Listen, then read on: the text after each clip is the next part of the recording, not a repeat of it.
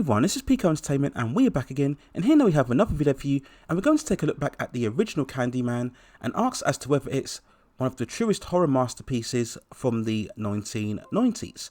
The film itself was released on September the 11th, 1992 and stars the sadly late departed Tony Todd in the iconic role alongside Virginia Madsen, Xander Berkeley, Casey Lemons, and the movie was directed by Bernard Rose.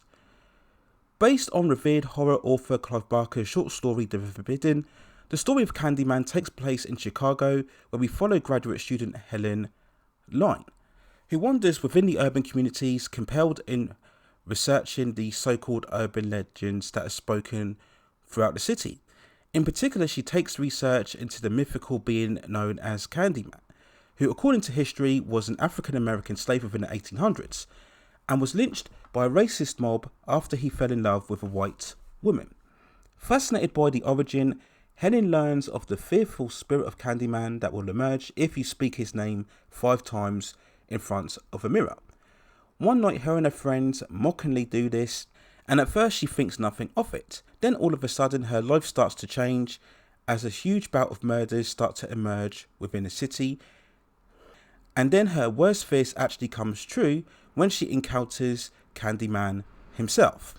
So when looking back at Candyman, the original movie, with a fair bit of nostalgia from multiple times watching it throughout the 1990s, it still holds up and stands out as a classy, compelling horror story full of poise and rich atmosphere. It's a story that patiently takes its time, and maybe viewers of today's generation may find it a bit slow in the beginning, as we do get some commentary around the social infrastructure and the racial imbalance, and whilst that is certainly interesting, it doesn't really take over the main plot. But this somewhat slow burn actually builds very steadily, and the film does well to keep you interested in the overall discovery of Candyman's origin, and you weirdly do wait in anticipation for when the character finally appears. And yes, when Candyman does appear, the film elevates even more so. The character just brings an endless thrill of eeriness, suspense, fear and dread, and that's exactly what any villain or antagonist should do, especially in a horror movie. And I could vividly remember, as like a lot of movie fans did, when this movie was released, being extremely scared of even daring to attempt to say Candyman's name 5 times without fully going through with it, just out of sheer fear as to what would happen. And that's really a big aspect of what made the character, to a certain extent, transcendent in terms of both his design and his concept. But for all of the nervous thrills that the character brings, there still remains a compelling story and mystery throughout. And I think the film does very well in building a sustained narrative rather than just overloading you with constant jump cuts and quick edits and gratuitous gore. And again, this early part of the film is really what separates Candyman from a lot of imitations. And this steady storytelling approach has always made, for me, Candyman a cut above the more trashy horror movies that certainly we've seen in today's climate. Now, of course, when we talk about this film, we refer to the sadly passed away Tony Todd, whose presence and performance is just an absolute integral element to this film. Undoubtedly, it's his most iconic role, and it's simply not the same movie without him, and that's pure and simple. It's the stature, it's the physical presence, it's that dark booming voice that he's also lent throughout various animated stories as well. It truly is an outstanding performance and definitely the highlight throughout his career. But you should also appreciate the performance of Virginia Madsen as Helen, who convincingly portrays the vulnerability. Okay, we could argue that she's somewhat arrogant in the beginning of the story, but as we see her become increasingly under the stress on the wrath of Candyman, we do sympathise with her, and again we're drawn to her overall story. And as the film progresses, we see that she could potentially have links to Candyman's past itself. I just think it's an equally strong performance as the protagonist of the main story.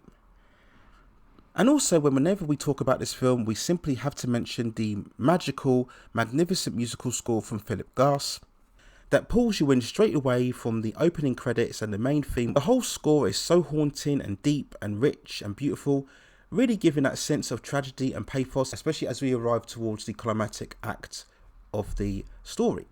And much like Tony Todd, this is absolutely integral to the film, and it just wouldn't be the same without it.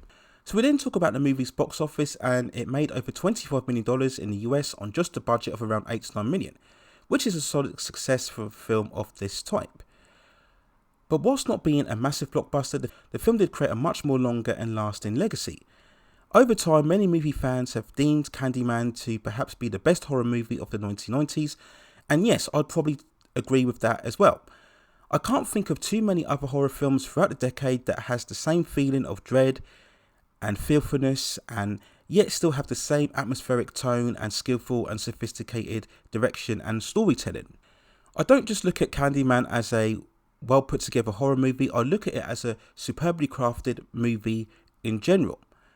And I'd even go far as to say that Candyman did hit that same transcendent connection in the early 1990s as what we saw with other classic horror movie villains such as Freddy Krueger or Jason Voorhees. Again, that same iconic, imposing figure that instantly fills you with dread whenever you mention his name. Again, that's a very much accreditation to both the writing and the creation of the character, and also the magnificent performance from Tony Todd himself.